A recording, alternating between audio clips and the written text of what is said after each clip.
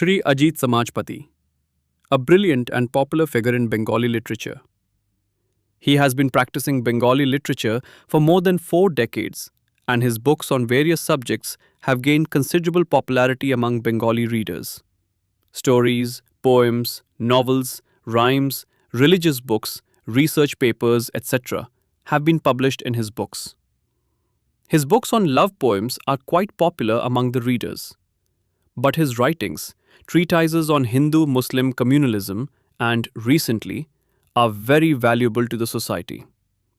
He has written 2 treatises on the subject. Shri Ajit Samajpati, besides writing general poetry, also writes satirical poetry. He regularly researched and experimented with different rhythms of poetry. The book of love poems, written by him in various rhythms, has gained considerable popularity among the readers.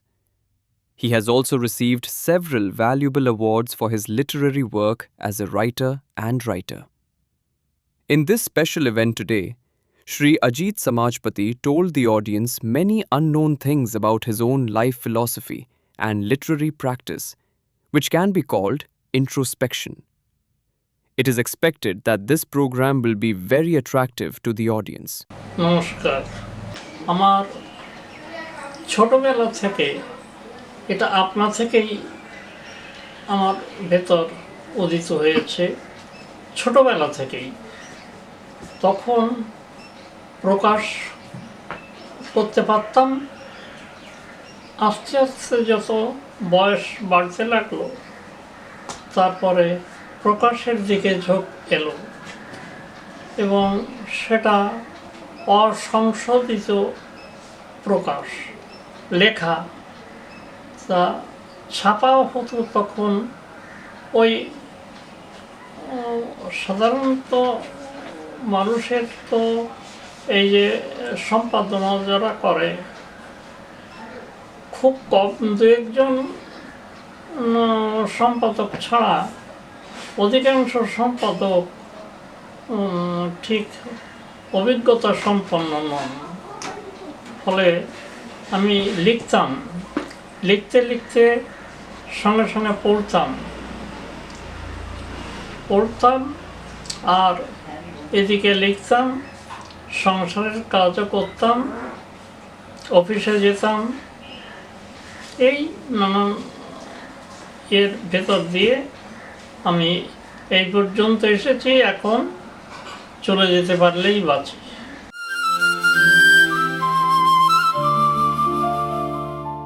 আমি ছোটবেলা থেকেই ঠাকুর পূজা করি, তো সেই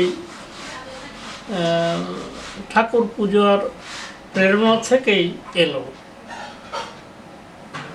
এবং এখনো সেই ভাব নিয়েই চলেছি।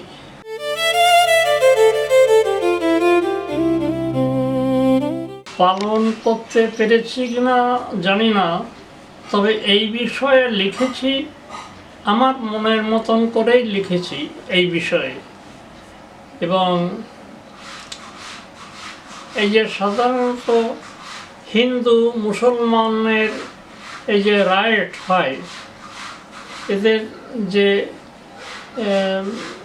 প্রাণহীন এরা বক্তব্য রাখে, মৌলিকভাবে দেখি না কোথাও। আমি সেই মৌলিকত্ব নিয়েই লিখেছি বইটা। মৌলিকত্ব বলতে মুসলমান হিন্দু এরা পারস্পরিক কেন এত বিদ্বেষ সম্পন্ন হলো, আমি সেটা নিয়েই লিখেছি। এবং এটার জন্যে আমি কোরআন, বেদ, হাদিস, উপনিষদ, গীতা, ভাগবত ইত্যাদি গ্রন্থ পড়েছি, নিশ্চয়ই আপনি লক্ষ্য করেছেন। তো এর সমাধান কি এই বইগুলোর মধ্যে আছে, কোরআনের মধ্যে আছে, উপনিষদের মধ্যে আছে, সব গ্রন্থের মধ্যেই এগুলো আছে, কিন্তু মানুষে এটা খুঁজে পায় না বা অর্থ বুঝতে পারে না। এই যেমন আপনার মুসলমান বলে হিন্দুদের কাফের বলে, আর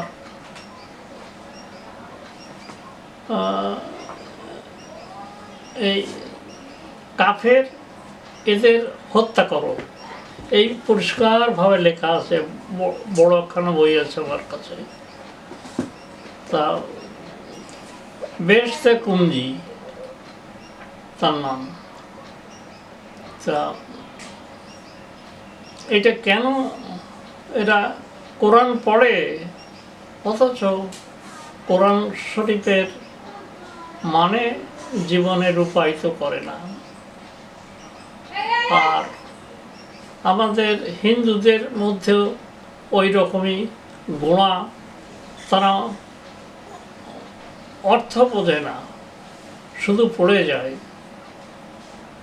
এই তা আমি দেখলাম যে এভাবে করলে হবে না, এর মৌলিক ভাবটা নিতে হবে। তা এই মৌলিক ভাবটা কি সেইটে আমি নিয়েছি এই সম্প্রতিবোধনের মধ্যে।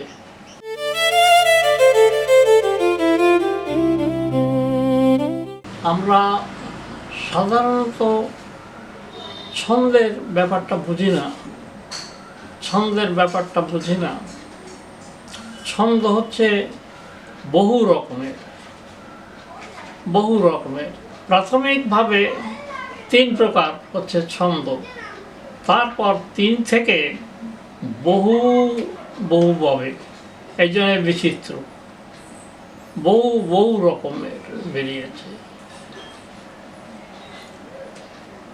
তার মৌলিক হোতা হচ্ছেন রবীন্দ্রনাথ পড়েই আমার ভেতরে এই ছন্দের ভাবটা জেগেছে। তারপরে আমি অনেকের কাছে গিয়েছি। প্রবোধচন্দ্র সেন নিশ্চয়ই আপনি চিনতেন। প্রবোধচন্দ্র সেন আমাকে খুব স্নেহ করতেন। উনি ওনার কাছ থেকে আমি লাস্ট অ্যাডভাইস নিই এবং আমাকে খুব স্নেহ করতেন।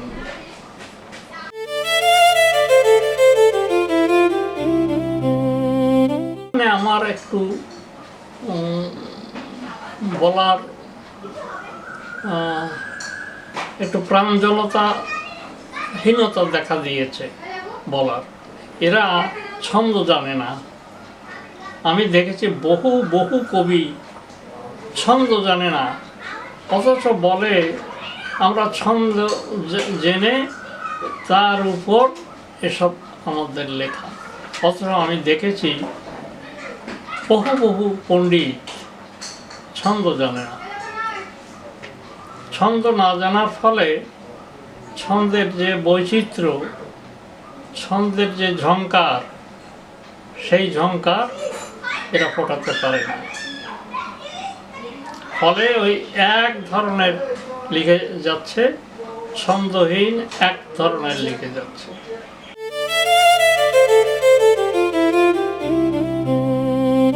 আমার বইয়ের মধ্যে প্রথম দিকে, তারপর মাঝখানে আমি সবটা করতে পারিনি। আমি এই ছন্দের মধ্যেই সীমিত আমি। তো তাছাড়া এই যে ছন্দহীন লেখা, তাও আমার কাব্যের মধ্যে খুঁজে পাবেন অনেক কবিতা।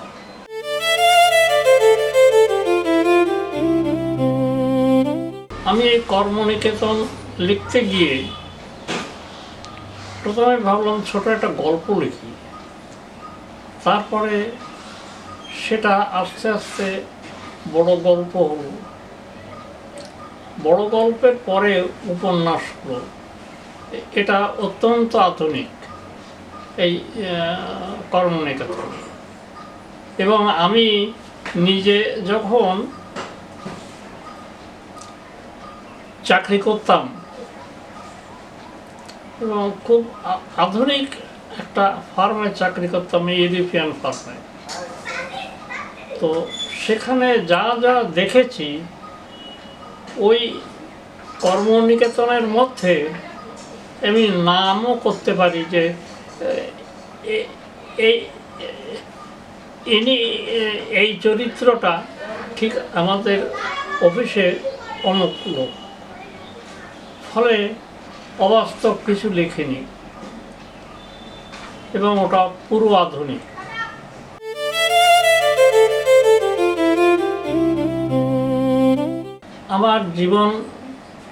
আমার জীবনে যা যা ঘটেছে আমি সেটাই লিখেছি।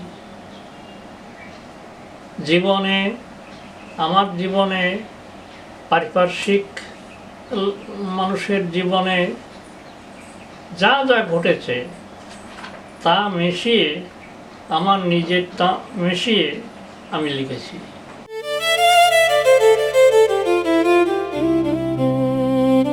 ভেতরে আবেগ না থাকলে তো এটা আসে না। কখনো কখনো সেই আবেগ প্রকাশিত হয়, তখন ওই লেখাগুলো আসে।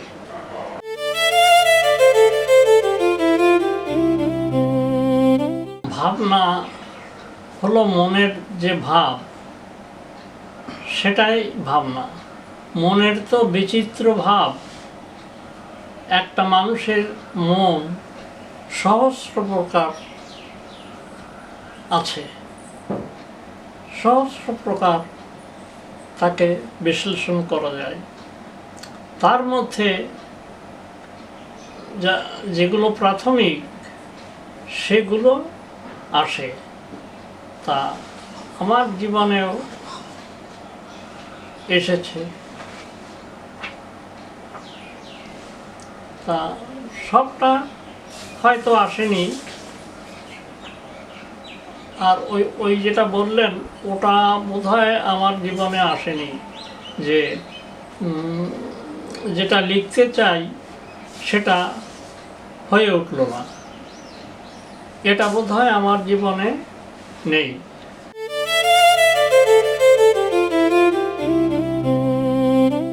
আমি এখনো লিখতে চাই। লেখার ভাবনা, নানান ধরনের ভাবনা আমার মধ্যে আছে, কিন্তু বয়সের কারণে আমি আর পাচ্ছি না। আমার হাত চলে না, এখন মুখ চলে না, কথা বলতে পারি না, জড়িয়ে আসে মানুষের সামনে। আগে যেমন ফ্লুয়েন্টলি বলে যেতাম, বিভিন্ন জায়গায় মিটিংয়ে বলে যেতাম। আমি দূরদর্শনেও একাধিকবার বলেছি, তো তার প্রমাণও আছে ঘরে যে আমি কি বিষয়ে লিখেছি, তারা আমাকে পুরস্কৃত করেছেন।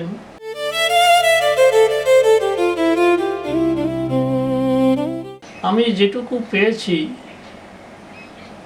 সেটুক নিয়েই আছি, কিন্তু চেয়েছিলাম অনেক।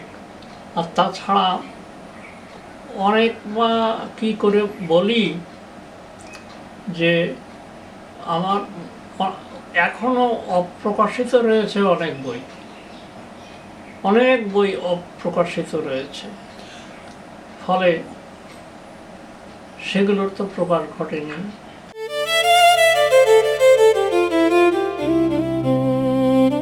ভীমরুল হচ্ছে,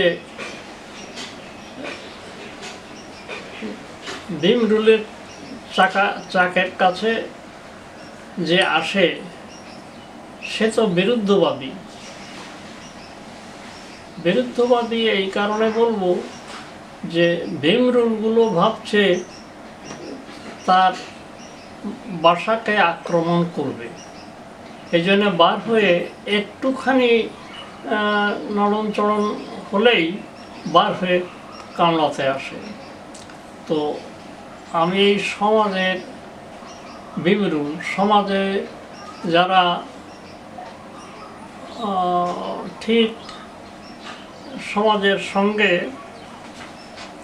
মানিয়ে চলতে পারে না, যারা যারা এই সমাজ বিরুদ্ধ চলা, যাদের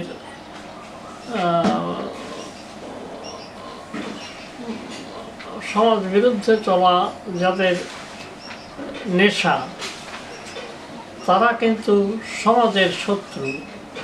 তা এই সমাজের শত্রুকে আমি আক্রমণ করেছি এই বিবরণ দিয়ে।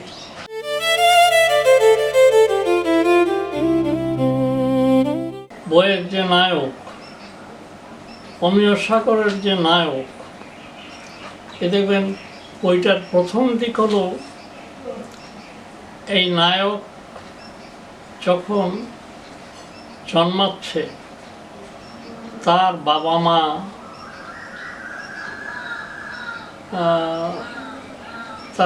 মার চলনা এবং তাদের প্র্যাকটিক্যাল চলনা,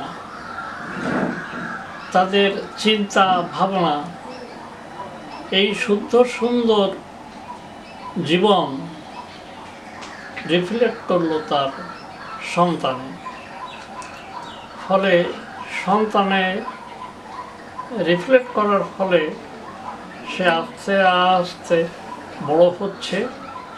বড় হয়ে হয়ে হয়ে হয়ে তখন দেখা গেল যে পশ্চাতের দিনগুলো, সেই পশ্চাতে ফেলে আসা দিনগুলো আস্তে আস্তে এর সঙ্গে কোরিলেটেড হয়ে যাচ্ছে। তা কোরিলেটেড এমনি হয় না, অনেক সময় দেখা যায় একই পিতামাতার দুটো তিনটে সন্তান, তার মধ্যে তিনটে সন্তানের মধ্যে দুটো সন্তান খারাপ হলো, একটা সন্তান ভালো হলো। এই ভালো হওয়ার কারণটা, এই কারণ আমি এই প্রথম দিকে লিখেছি বইয়ে। তারপর আস্তে আস্তে সে বড় হলো, বড় হয়ে সেই সুন্দর একটা পথ পেল, সেই পথে চলেছে সে সমাজ সেবা, অর্থনৈতিক সেবা,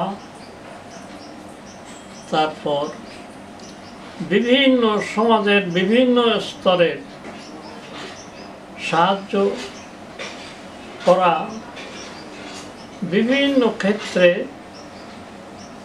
সে এগিয়ে চলেছে আধুনিক ভাবনা নিয়ে এবং আধুনিক কর্ম নিয়ে।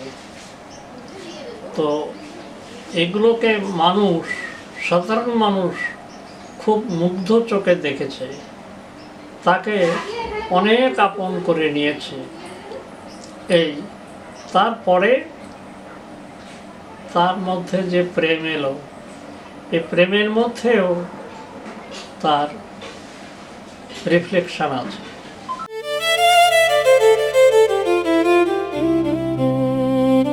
আমি নতুন পথে, মানে নতুনের যাত্রী হিসেবে তার সঙ্গে এই তার বাবা মা থেকে পাওয়া যে সম্পদ, সেই সম্পদ ওর নিজের জীবনে খাটছে, ওর নিজের জীবন বেশ সেটা চলেছে। তা এখন যার ফলে এই অমিয় সাগরে অমৃত সাগর দিকে চলেছে। এই যে নায়ক, এই নায়কের জীবনে ভুল প্রায় নেই। একটা সুন্দর যা কিছু, একটা সুন্দর যা কিছু, সেই সুন্দরের পথে সে চলেছে। ফলে তার সঙ্গে মেলামেশা করার ফলে যারা দেখা যাচ্ছে যে সামাজিক মানুষ ওর পশ্চাৎগামী হচ্ছে, ওই জন্যে ও তো অমৃত সাগরের পথে চলেছে, এই নায়ক তো অমৃত সাগরের পথে চলেছে, এই জন্যে অমিয় সাগরে নাম দিলাম।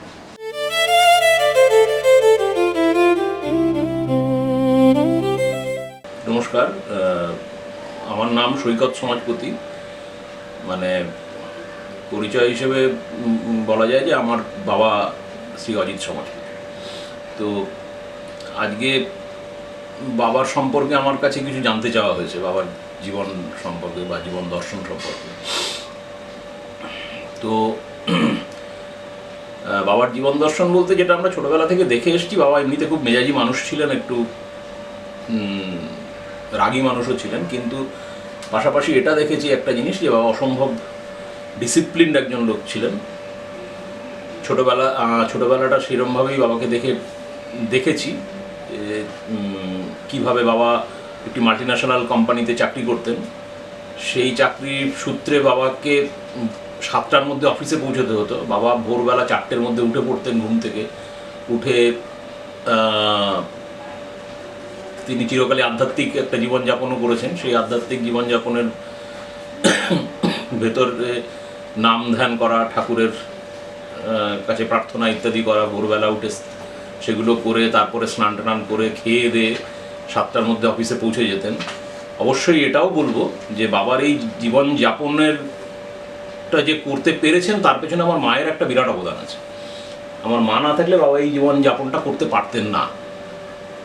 ওই ভোরবেলা উঠে মা হয়তো বাবার থেকেও আগে উঠে রান্না করে দেওয়া, সেই সময় গ্যাস ছিল না, মানে কয়লার উনুন বা গুলের উনুনে রান্না করে ওই ভোরবেলা তার খাবার দাবার তৈরি করে খেয়ে যেত, বাবা টিফিন নিয়ে যেত, সব কিছু মা করে দিতেন। তো মায়ের একটা বিরাট অবদান আছে আমাদের সকলেরই বেড়ে ওঠার মধ্যে এবং বাবার জীবনের যাপনের মধ্যে। যাই হোক, এর বাইরে গিয়ে যেটা বলি যে বাবা ডিসিপ্লিন লাইফ ভীষণ লিড করতেন। যেখানে যেখানে যে সময় দেওয়া সেই সময়ে একদম পৌঁছানো, কাউকে কোনো কথা দিয়ে কথা রাখা, কথা দিয়ে যে কথাটা কিভাবে রাখতে হয় সেটা বাবার কাছ থেকে দেখা বা শিখেছি। অসম্ভব মানে এই ব্যাপারটাতে সাংঘাতিক রকমের বাবার গুরুত্ব দিতেন। আর তার সঙ্গে সঙ্গে সামাজিক অনেক কাজকর্মও করতেন। মানে এই যে পাশাপাশি এতগুলো কাজ একজনে যে করতে পারে সেটা বাবাকে দেখে শিখেছি কিছুটা, যে আধ্যাত্মিক জীবন, সাংসারিক জীবন, তার সঙ্গে সামাজিক জীবন, তার সঙ্গে সঙ্গে বাবার যে সাহিত্য চিরকালই, একদম ছোটোবেলা থেকেই বাবার এই সাহিত্যের প্রতি একটা অনুরাগ। বিশেষ করে কবিতা, প্রথম দিকে দেখতাম কবিতাই লিখতেন, পরের দিকে দেখতাম সাহিত্য রচনার দিকে যান। এবং বাবার একটা জিনিসে আমি বলবো যে বাবার লেখার মধ্যে অত্যন্ত দক্ষতা রয়েছে। মানে যে জিনিসটা চেষ্টা করেছেন, যেমন ছন্দ নিয়ে বাবা একটা বিশাল সময় কাটিয়েছেন, পড়াশোনা করেছেন এবং ছন্দ ব্যাপারটা অসম্ভব রকম নিজের করায়ত্তও করেছেন। তো এই দক্ষতাটা বাবার মধ্যে চিরকালই দেখেছি, লেখার প্রতি একটা অসম্ভব অনুরাগ দেখেছি, সেই জন্য পড়াশোনাও করতে দেখেছি বেশ কিছুটা। তো এইটুকুই আর কি, মানে বলার যে তারপরে কি করতে পেরেছেন, কতটা কি এসেছেন সেটা দ্বিতীয় কথা, কিন্তু তার মানে জীবনের সাহিত্যের প্রতি যে অনুরাগ দেখেছি সেটা অবশ্যই অনুসরণযোগ্য।